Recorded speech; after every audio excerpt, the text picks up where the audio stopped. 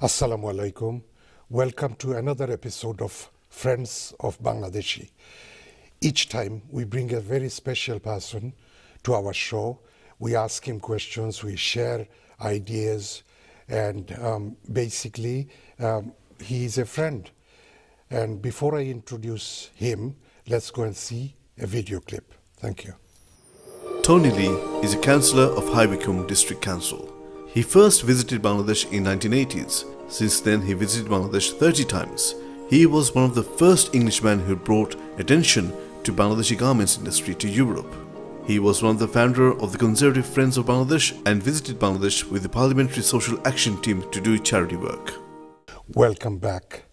We have just seen a video clip about the person who has come to talk to us today in our show, Friends of Bangladeshi. He's none other than Tony Lee. Welcome. Thank you. Assalamu alaikum. Welcome to Chanadas. Thank you. Walaikum salam. You are a friend. You've been to Bangladesh many times. You know the community very well. Very well, yes. When you first visited Bangladesh? I first visited Dhaka in early 1980s. Okay. Well before they developed the airport very well. Okay. I remember getting off the plane there for the first time in the pouring rain and getting on a 1952 old Bedford bus to be taken to the terminal, and then going in the terminal, and then there was an immediate power cut, and everybody was sort of trying to find their way through, and quite an experience and quite an introduction to a very interesting country. Which became independent not Absolutely. Many years before. back. That's exactly right. Yeah, and to be honest, then there was only one hotel that I was told I could stay in, which was the Sonagon, and I stayed there on numerous occasions, so much so they thought I was a local, I think, and I was one of a team of people that suddenly decided in the UK that Bangladesh was the place to go and try and work out to buy textiles, garments, etc. Yeah. Obviously, it is one of the most powerful nation so long as garment industry is concerned, one of the top 5. Yes, absolutely. And obviously various governments have given it the GSP, which means we don't have to pay any duty on that, which is a big incentive, and I hope they keep it there. What do you think about the Bangladeshi hospitality? Well, you can see it's reflected in how they work in this country. You go into a Bangladeshi restaurant and you get a very good welcome. In Bangladesh, as far as staying in hotels and dining with people, when you go out with the factory people and this sort of thing, it's always been very, very, I've always been very well looked after, and the standard is very good. I mean, lots of people will say they don't eat when you're in Bangladesh and all this sort of thing. Well, I've eaten more in Bangladesh than I think I've eaten in the UK, you know. I'm just, you never had any stomach ache or anything? Once. And that's an Emirates. Natural, everybody. And Emirates Airlines managed to get me back to Dubai, and there I stayed for 2 days to get better, and then I came back, but no problem at all. And it was probably my fault. Did you visit Sylhet at all? Sylhet. I was in Sylhet 3 years ago. It was the last time I went to Bangladesh, and I went with the Parliamentary Social Action Team. So there were a number of MPs, a couple from the House of Lords. We went to Sylhet. We stayed in Sylhet. They must have known we were going because they had their first earthquake there in 41 years when we arrived. So the earthquake knew that you were going to go. Yes. And we went up into the foothills of the mountains, and we visited a girls' orphanage, and we then, a lot of my colleagues that came with me were working in a school doing some renovation work, and the welcome we got was unbelievable. And we also then went back to Dhaka, met the president and also the prime minister, and we were made very, very welcome. The visits lasted since 1980s? Yes. 2-3 years ago? Till 3 years ago. How many visits? About 30. 30? Yes. Okay. They even knew when I arrived at the airport, the guy on I used to get my visa at the airport because it was cheaper than buying it here. Okay. So I used to you pay were like a Bangladeshi I was citizen. like a Bangladeshi, and then I sort of went straight through. I didn't get held up, and normally somebody carried my bag as well. So Okay. no, I had a very good relationship there with everybody I was involved with. I never had a problem. Okay. But I will tell you one funny story, because this did concern me at the time. I was staying at the Sonagoen, and there's a floor which is for overseas people. I think it's the 4th floor or something like that. And I was staying in the 4th floor, and I went down for my breakfast, and I came back up, and I saw this man coming out of my room with a mask on and a tank on his back. So I said to him, "Excuse me, what's going on in my room?" He said, No problem. I said, "I need to know what's going on in my room. You're in there." And he said, "Oh, You have a mask as well? yeah, everything." He said, "Snake in the toilet." And that's changed my habit ever since, because wherever I am in the world now, I always look in the toilet before I sit down. Amazing story. Yes. Amazing story. What do you do now? I'm working as an agent now, because before I used to have huge problems, not problems, but I had so much money out, because obviously dealing with Bangladesh, you have to do letters of credit and all this sort of thing. And I'm having to cover all that because I was running 3 companies. And to be honest, I'm now 71. And to be honest, I don't really want to have those huge risks on my shoulders. So I now act as an agent for several factories in Bangladesh that I've dealt with for years, and I introduced my customers direct to them.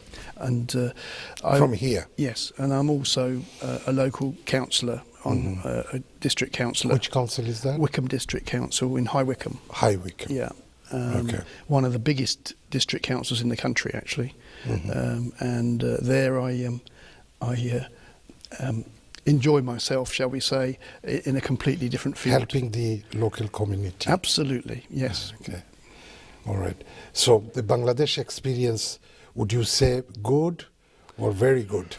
I'd go even better than that and say excellent. Excellent. And the reason is, I mean, you know, I was I think the original chairman of Conservative Friends of Bangladesh, and as you probably are aware, I'm sure you're aware, most Bangladeshis when they came here were socialists and voting Labour.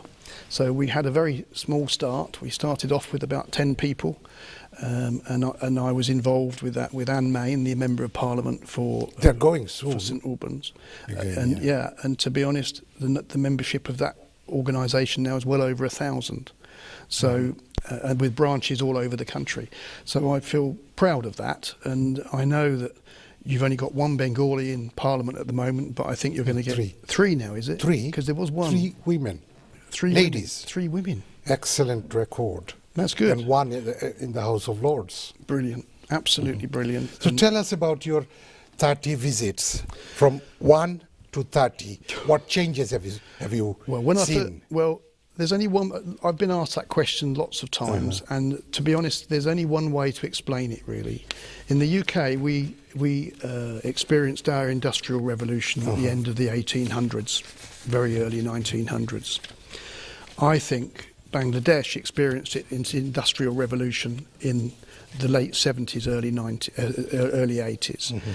People were coming from working on the land to then becoming garment manufacturers. These were people that were simple farmers, and they had no commercial experience. They had to learn on the job. This made people like my jobs much, much harder, because you obviously expect people to know what they're doing, and we're trying to control production and all this sort of thing, and making sure that we get what we order. Okay, but changes-wise. Well, changes that wise- engine, when you first landed, Yes. no power. Yep. You sat on an engine. Yes. Okay, dark. Yes. And when you last went, what Yes. changes? The changes are significant is really an understatement. There are so many more industries now. It's not just garments. There's been a lot of situations where the garment industry in Bangladesh has got a bad name for sometimes the wrong reasons. You know, I can give you an explanation about that. When I first went there, the factory owner would invite the children in from school, and he would sit them in a room, and he would be responsible for feeding them, and he'd be responsible for, we'd call it a creche here. Yes, yes. Well, apparently, not the garment importers here, they call that taking advantage. Yes. Well, we do exactly the same here in a creche. So I got quite angry being accused by people that we're using child labour. I would never work with a factory with child labour. I make that very, very clear. But as far as changes are concerned, there are now a number of international hotels in Dhaka. I've stayed in 3 or 4, whereas Different before ones. when I first went there was just the Sonagon that was westernised. That's what the point I'm making. There were other hotels. I also stayed in some houses there, which was quite an experience, especially when I woke up one morning with a cow with its head through the window, which was quite interesting. The changes are to the good. They've still got quite a way to go. I'm encouraging people to keep going with Bangladesh. When I first started there was no fax machine. There was no internet. We'll come back after a short break. Sure. Viewers, we're just going for a short break. Stay with us. Thank you.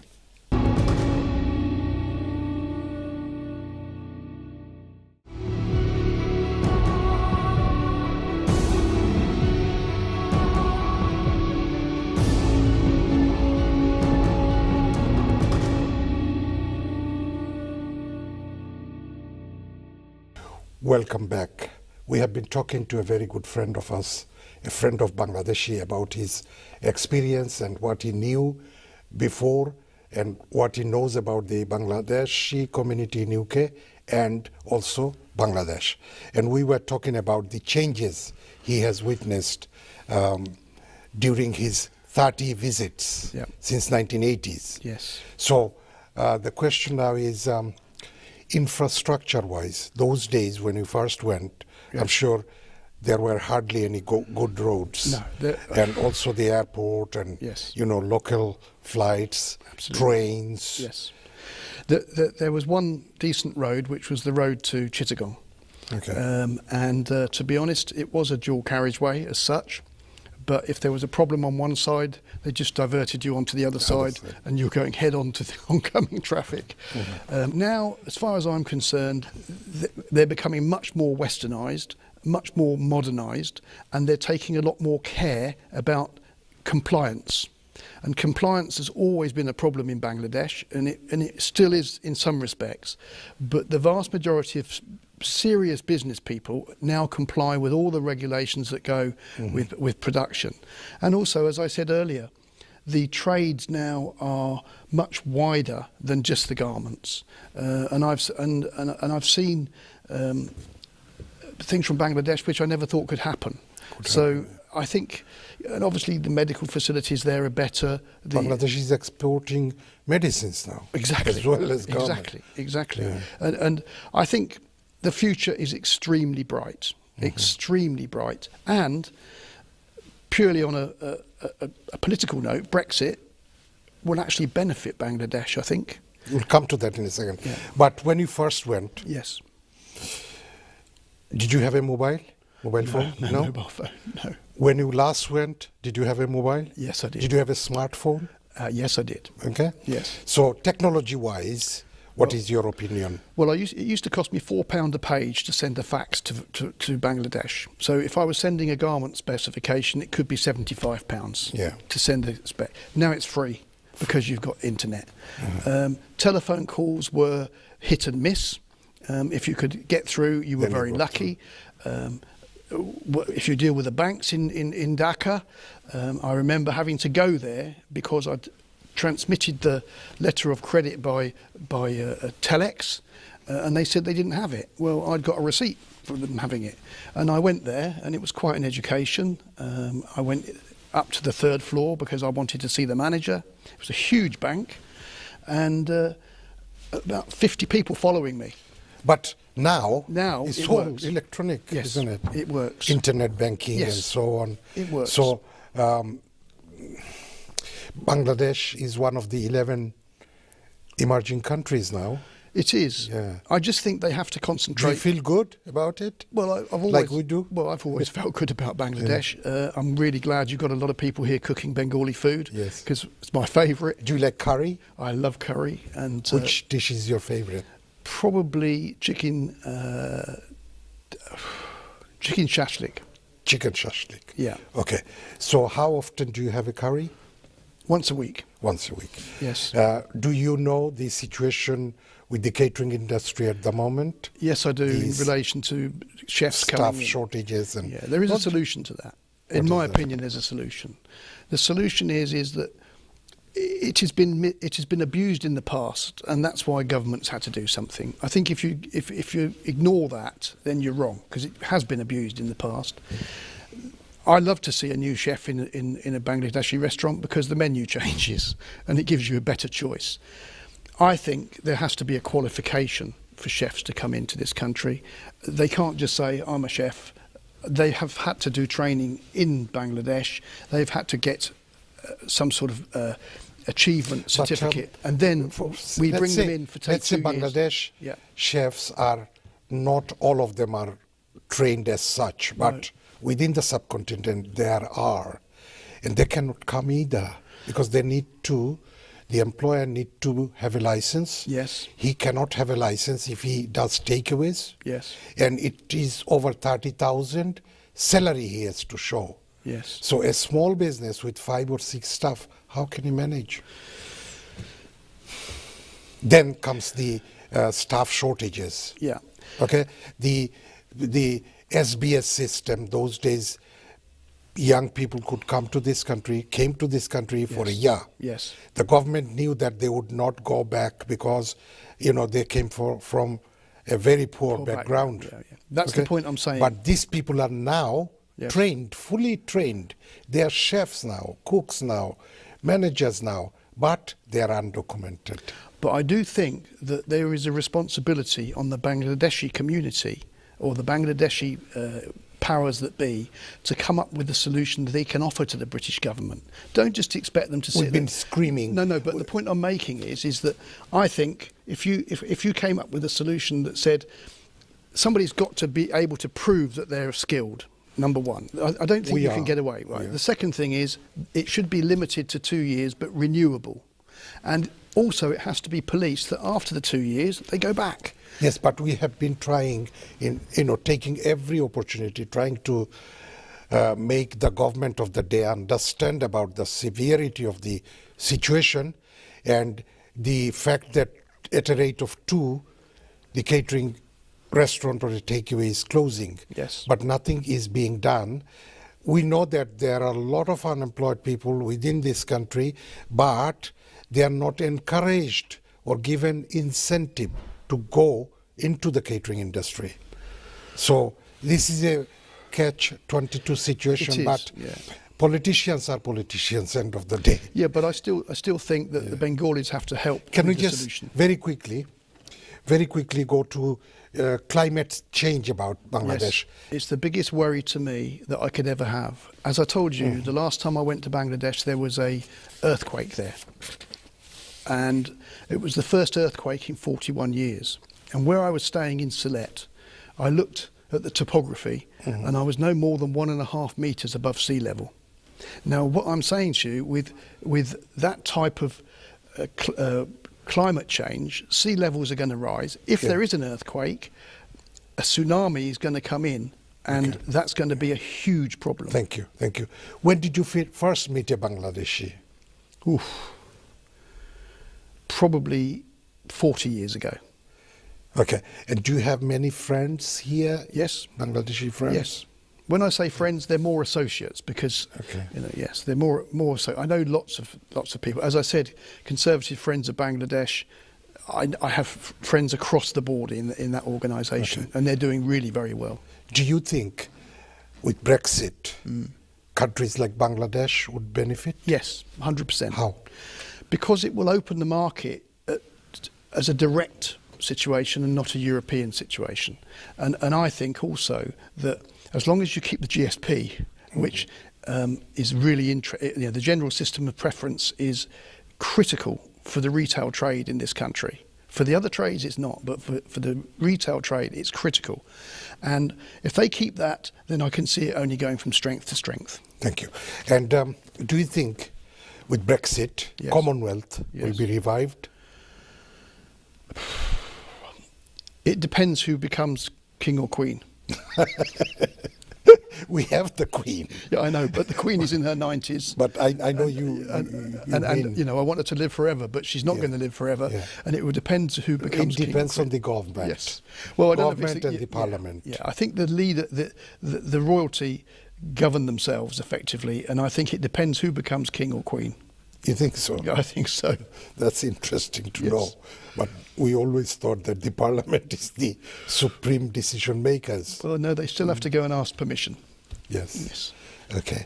All right. So you have said about the Bangladesh as a country. Yes. As a country, you have said about the British Bangladeshi community. What do you think the way the Bangladeshis are, advancing? How do you think they are advancing? Well, they Do you appear think to. they are? Yeah. You mean in the UK? In the UK. In the UK, they've got one thing going for them. They're the ones that are integrating. They integrate better than any of the other Asian communities. Mm-hmm. Or any of the communities, not just Asian communities. They integrate Education-wise, I think we are number one within the Indian subcontinent. I mean, where I come from Results. is one of the wealthiest areas in the country, and we've got grammar schools. And if you look at the grammar schools, there are Bangladeshis in those grammar schools achieving wonderful A-level results and doing very, very well. And I encourage that. And to be honest, hopefully they'll stay because we need them to stay. No, they are going to stay. Yeah. It is their country. Yeah, exactly. They are not going to go anywhere. Well, I know. Anyway. I think that their opportunities may increase because I do speak to some English people that say, "Well, I'm going to go to Australia because it's going to be that much better." So we're going to need to hang on to the people with the qualifications and retain our worldwide dominance in research and all that sort of thing, which is, let's be honest, the basis of this country. Okay. Thank you so much for coming You're very welcome. the studio. And we are very pleased on behalf of the community and Channel S. I want to thank you for coming today. Viewers, we had a very special guest today, Tony Lee, who has been to Bangladesh 30 times since 1980s. He has talked about his experience in Bangladesh. He has talked about his experience in United Kingdom and the community. We'll be back soon with a new guest very soon. Stay with us. Thank you.